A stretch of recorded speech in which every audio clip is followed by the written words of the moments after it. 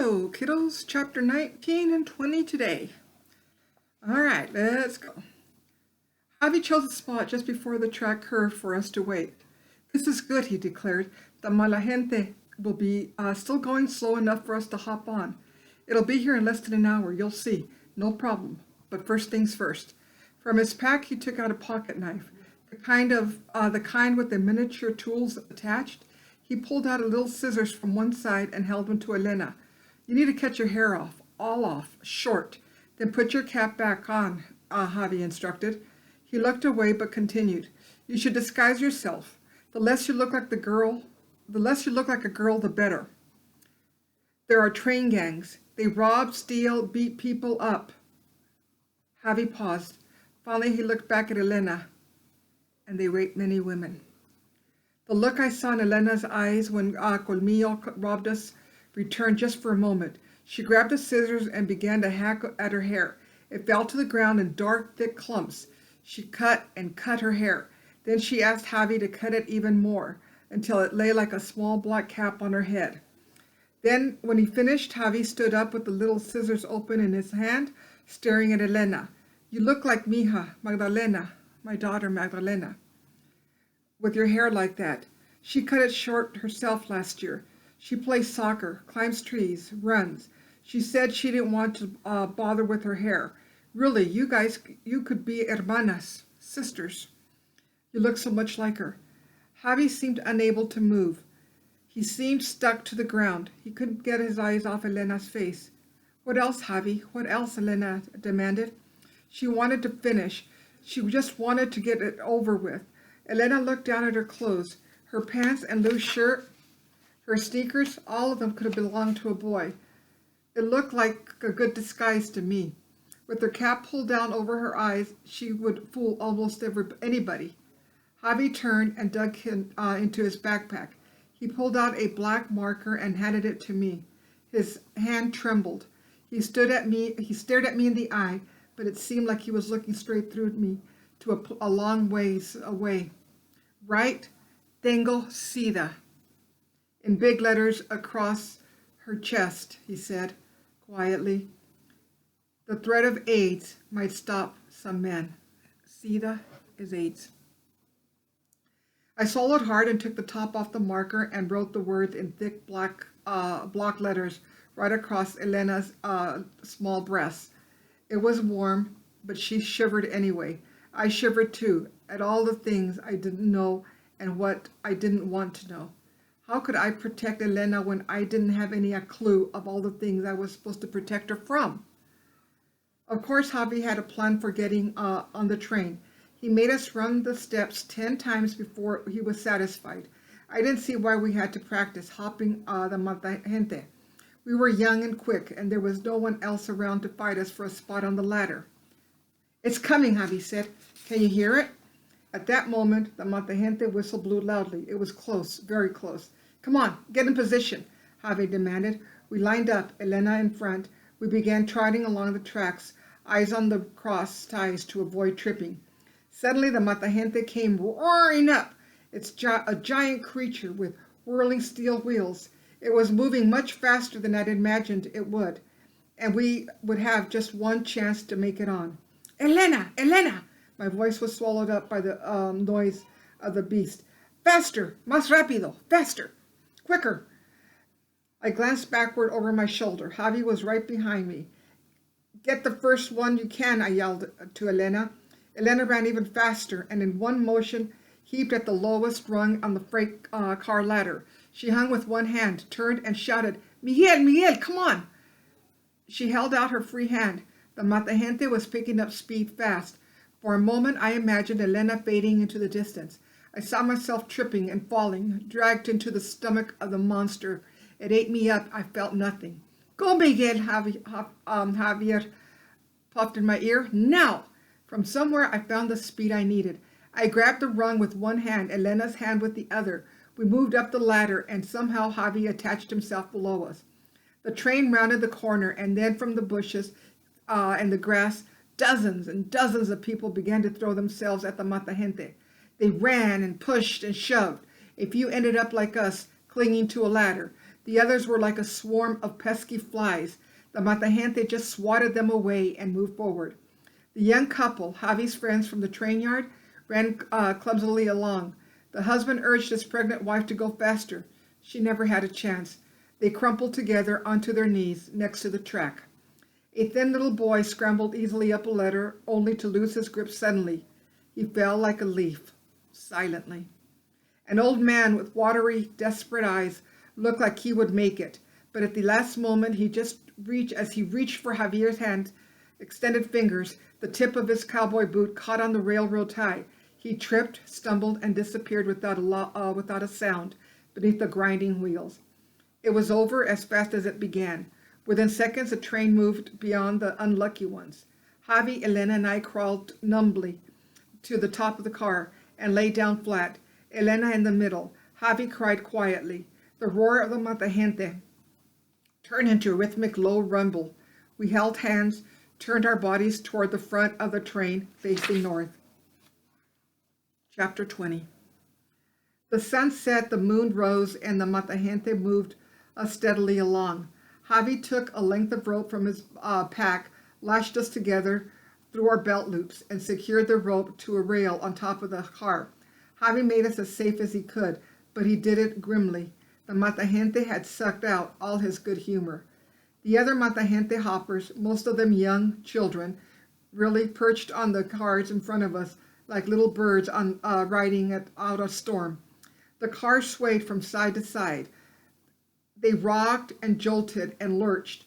We settled into the crazy rhythm, unable to talk. It was too hard to hear.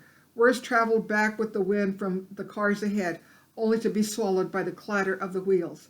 No train gang so far, Javi spoke into my ear. Rest time. I'll keep watch for a while. I lay down and watched the progress of the moon across the starry sky. For hours I drifted in and out of sleep atop of the roaming train. Javi thought we could make it more than halfway to the border on the Matagente, maybe further if we were lucky. I thought it was about time we had some good luck. I woke up for the third time when the moon had descended almost to the horizon. The train's brakes screeched and large jolts threw me toward the front of the car. The train slowed to a crawl.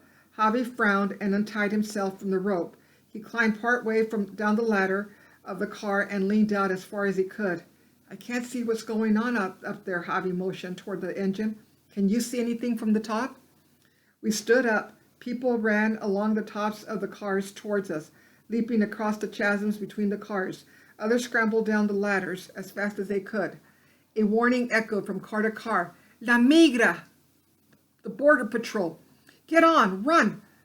Get off, run! We climbed quickly down our ladder and jumped off the train. We ran into a thick grove of trees and then turned around and watched, ready to plunge further into the forest. The migra, the border patrol, made a show of rounding up the slowest ones, but didn't bother to try to find the rest of us. By the time the train started up again, they had left, and we were back on our place on top. For the next 2 days, the Matagente was home. 5 more times we jumped off to avoid capture by La Migra. Once we even got off, skirted around a small town, and hopped on once on the other side.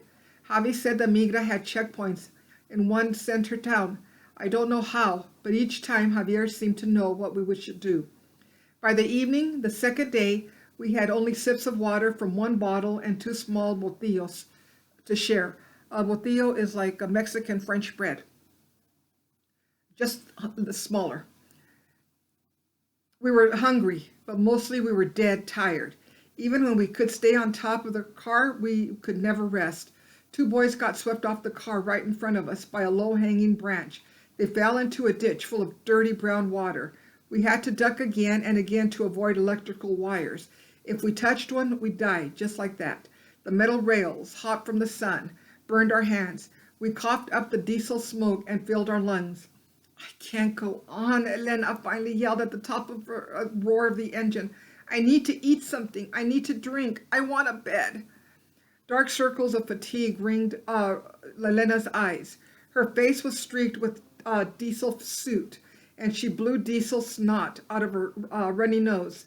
Her jeans were stained and torn at the knees. Her lower lip trembled. Don't worry, Javi called back. I've heard that ahead there are some people who take care of the migrants like us. We'll get some food. Elena shook her head in disbelief. Fairy tales are for little girls, she screamed at the roar above the roar of the train. I don't believe in fairy tales anymore. I hate this stupid train. The brakes squealed and the train slowed again.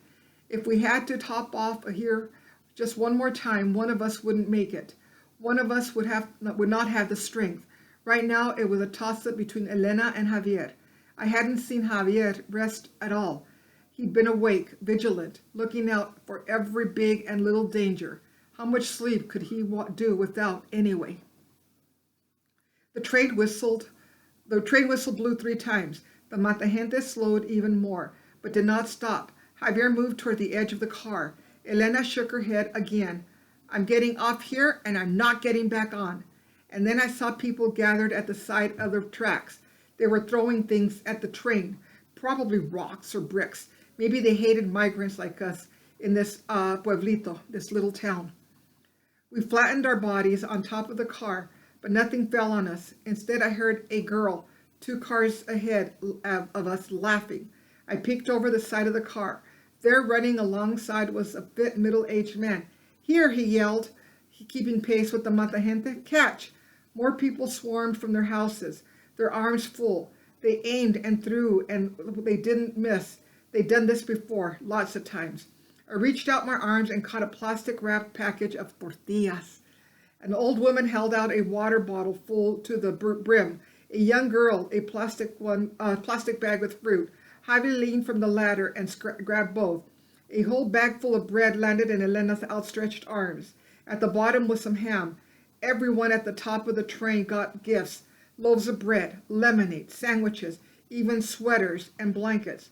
All up and down the train. The migrants yelled down, Gracias, gracias. Thank you, thank you. Dios los proteja. May God keep you safe. The people on the ground called back, but there were some who held nothing in their hands. One old woman stood unsteadily too close to the moving train. Our eyes met. Go to your father, she urged. Another man yelled out over and over, Find your mothers. The people of this pueblito knew that mata gente was full of boys and girls, just kids. And like Elena, just like me, the people knew that they were looking at our padres and madres, that we were looking for our fathers and mothers. There must be a trainload after trainload of niños, of children. All of them headed north, searching for their families. Javi didn't smile at the bendiciones, at the blessings. From below, he looked haunted, as if a ghost had just whispered into his car. Well, no wonder. He was, after all, the one doing the leaving. His own children would be forced to hop the mata gente someday, and if they ever wanted to see him again, they could die from a train gang, or thirst or hunger, or just pure loneliness. I looked at Javi again.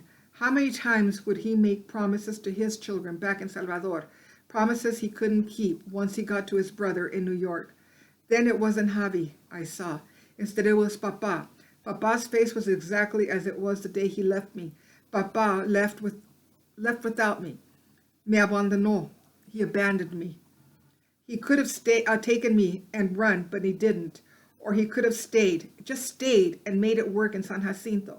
Or he could have snapped a finger and just like magic, Don Clemente would have sent for me. So there we were, Elena and I, making the trip. ¿Y para qué? Why? How many times had we already escaped death or worse, and we hadn't even reached the border yet? Well, I'd been only partly alive anyway, for a long time. Papa took a big part of me with him to California when he left. He thought he was sending me over now, but I'd already been there, and he didn't even know.